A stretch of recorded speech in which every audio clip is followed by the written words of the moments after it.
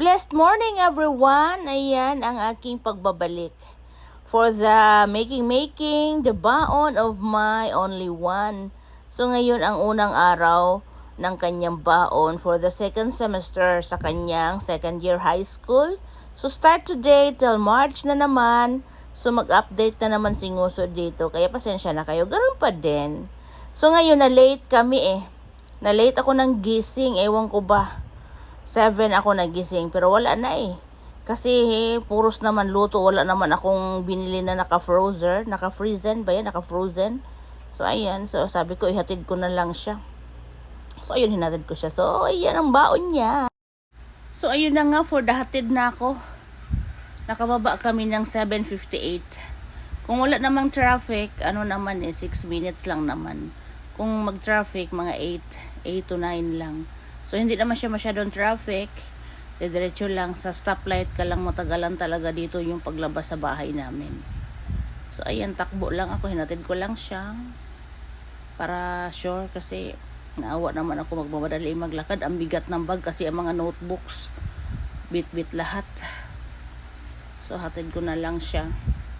Paano tagal nagising Ano ba yan? Nakaprepare na ang lahat-lahat. Hindi pa nagising. Nanood pa kaso ako ng kasi naghiwalay daw sila Derek at saka si Adarna. Wala man akong complete detalye kung totoo ba yun na naghiwalay sila. Wala pa nasagot Sus! Tapos nanood pa ako ng hearing yung sa mga kawatan, sa mga mandarambong.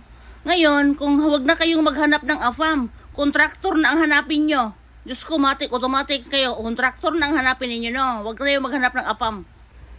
Matik, milyonarya kayo kung kontraktor ang asawahin ninyo. Maghanap na kayo maghanap na kayo ng kontraktor, promise. Oh my God. Nako. Walang traffic, papunta lang pauwi. Yung papunta doon, ayan, konti lang. So, okay na din. Tapos, after nito, umuwi ako ng bahay, nagbihis na lang ako at dumiretso na ako ng opisina. O, diba, ang aga ko ngayon nag-working. Double work ito, my God. Ang buhay ni Nguso nga naman, oo.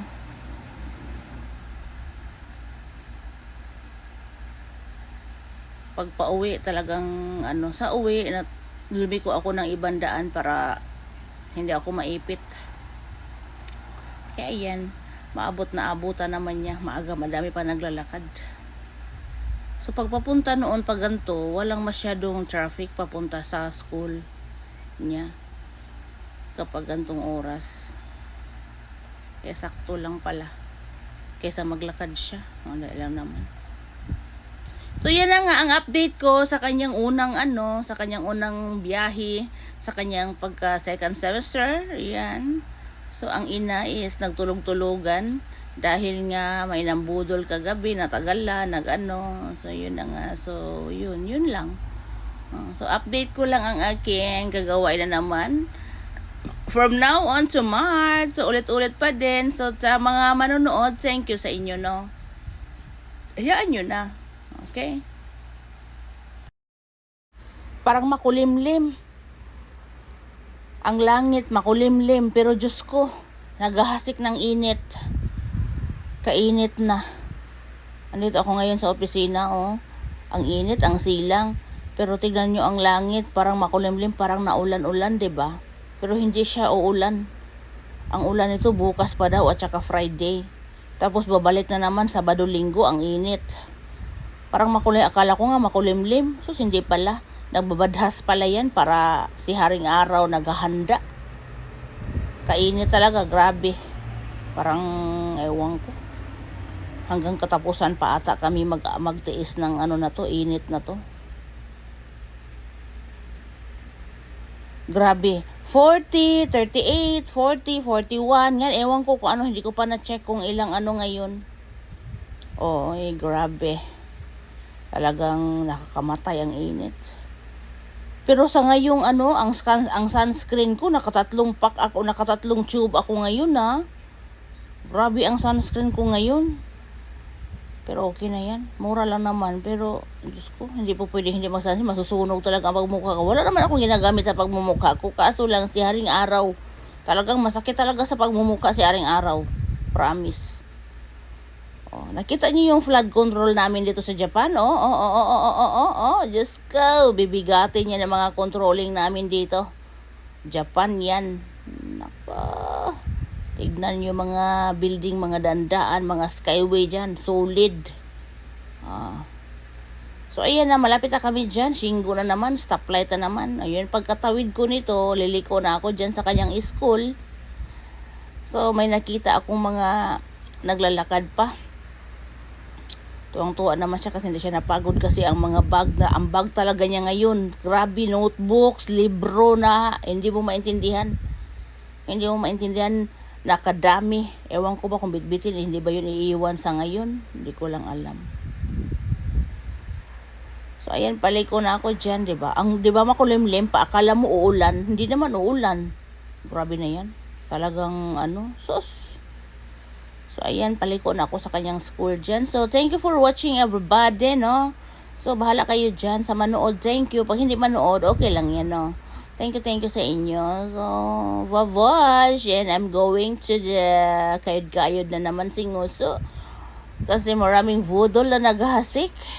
So, wala tayong magagawa dyan. Yung mga budol pa naman, talagang kahit anong gagawin, makabudol at makabudol. O, diba? Sa akala ko, So, ayan na nga siya. So, bye-bye everybody and thank you for watching. So, ayan na siya. Nag-akit na ako. Ayan, maraming naglakad, diba? Ayan yung school nila. Marami pang naglalakad. Kaso kung palakarin ko si Aska ng 7:40, malilate talaga siya. Pero sabi naman niya kaya, pero kawawa naman, ang bigat ng bag niya. Ang bigat ng bag niya talaga as in. Yung bag niya, mga 10 kilo ang laman. Grabe, 10 chigaw. Mga 20 pala. 20 kilo ang laman. Grabe. My God. Kahit sa rin mo, choday?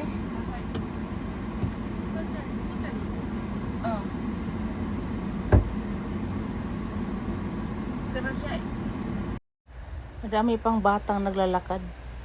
Ito kasi mga malapit-lapit lang to sa nila.